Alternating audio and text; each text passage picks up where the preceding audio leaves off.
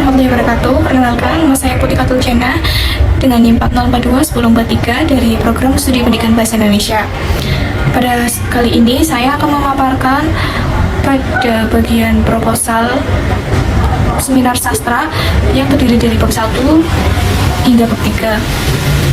Langsung saja, penelitian proposal saya yaitu dengan judul Struktur Kepribadian Tokoh Utama dan Nilai Pendidikan Karakter dalam Novel Mimpi Sebesar Gajah karya Musebo sebagai alternatif bahan ajar di SMA.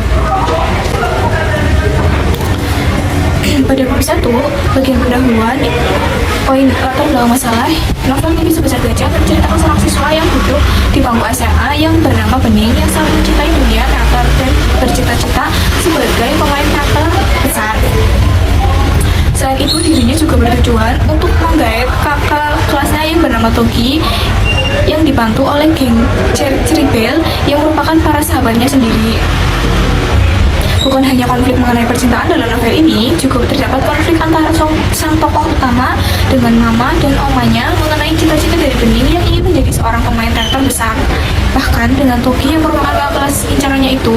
Alasannya dipilihnya novel ini itu karena adanya konflik yang ringan untuk remaja dan berisikan motivasi-motivasi dalam mengejar mimpi yang dapat dicontoh oleh para siswa di SMA. Kemudian dari segi narasi, bahasa yang digunakan dalam novel ini juga ringan dan mudah dipahami pembaca dari kalangan remaja serta akan nilai pendidikan karakter yang dapat diimplementasikan oleh pembaca dalam kehidupan sehari-hari di dalam masyarakat. Kemudian, penelitian ini dapat direlevansikan sebagai bahan ajar di SMA seperti mampu memahami dan menganalisis unsur intrinsik dalam novel. Dalam novel analisis aspek kepribadian tokoh utama pada sebuah novel, maka dapat membantu siswa dalam mengidentifikasi karakter-karakter dalam novel. Karakter-karakter dalam tokoh novel. Siswa juga dapat mengetahui mana kepribadian yang baik untuk ditiru dan dapat membantu siswa dalam menganalisis isi serta kebahasaan novel. Selain itu, dengan adanya nilai pendidikan karakter dapat sebagai contoh yang dapat diimplementasikan oleh membaca di dalam masyarakat.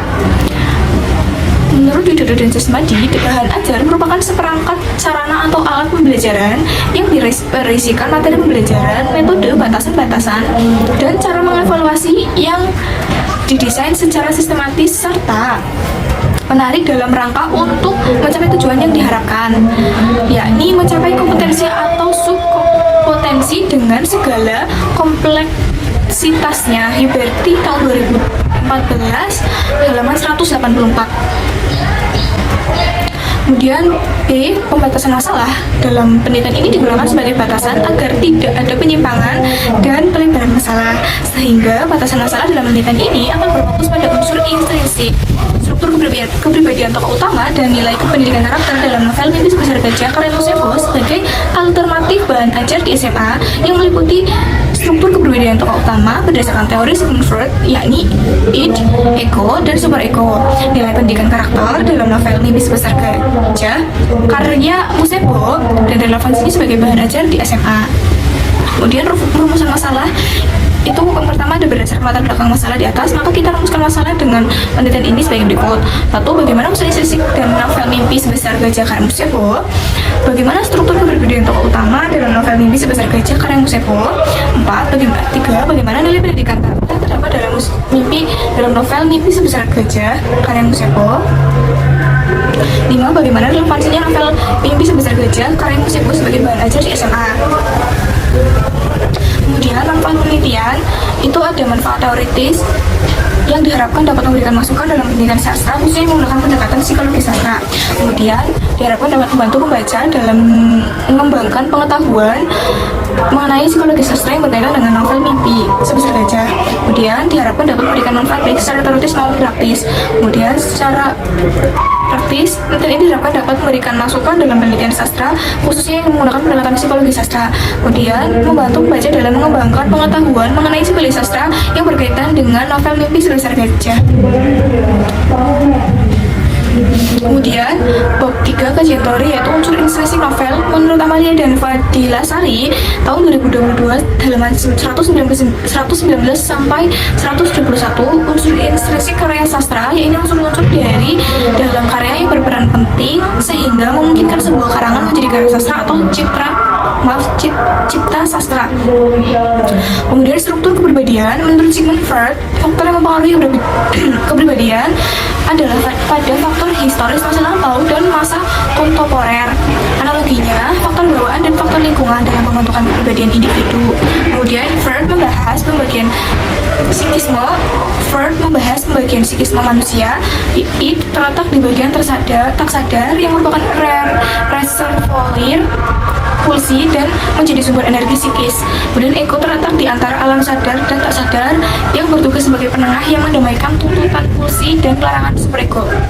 Lalu superego terletak di bagian sadar dan sebagian lagi di bagian tak sadar, bertugas mengawasi dan menghalangi penguasaan sempurna pulsi-pulsi tersebut yang merupakan hasil pendidikan dan identifikasi pada orang tua. Menderop tahun 2018 halaman 20 sampai 21. Kemudian C, nilai pendidikan karakter. Kementerian Pendidikan Nasional menjelaskan bahwa terdapat 18 nilai pendidikan karakter yang bersumber agama, Pancasila, budaya, dan tujuan pendidikan rasional, yaitu religius, jujur, toleransi, disiplin, kerja keras, kreatif, mandiri, demokratis, rasa ingin tahu, semangat kebangsaan, cinta tanah air, menghargai prestasi, bersahabat atau komunikatif, cinta damai, gemar membaca, peduli lingkungan, peduli sosial, dan tanggung jawab. Sulfida tahun 2020 halaman 20.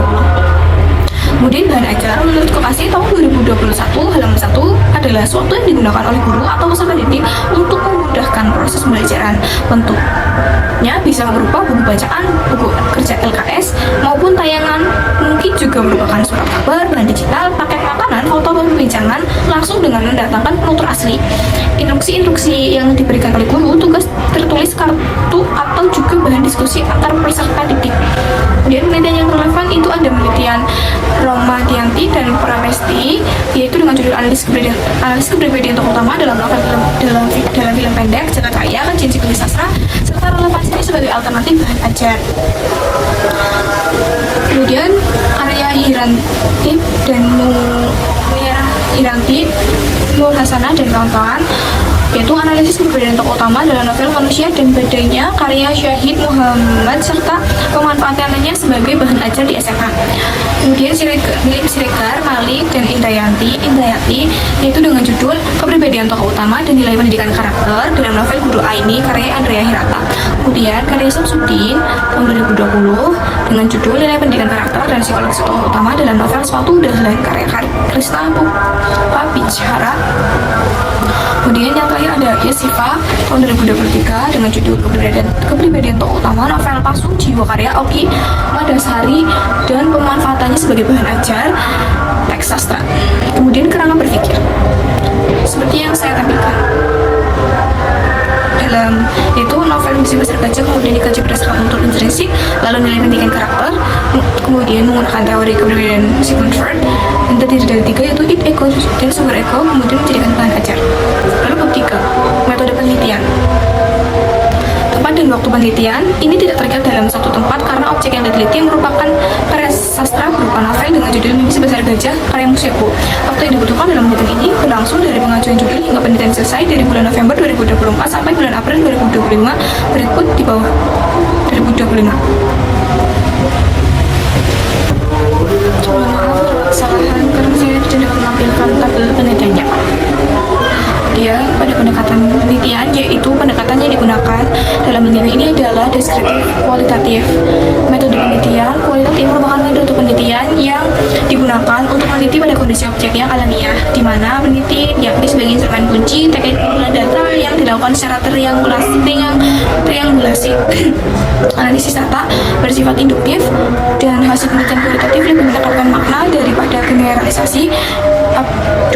Dalam Abdul Samad 2021 halaman 79.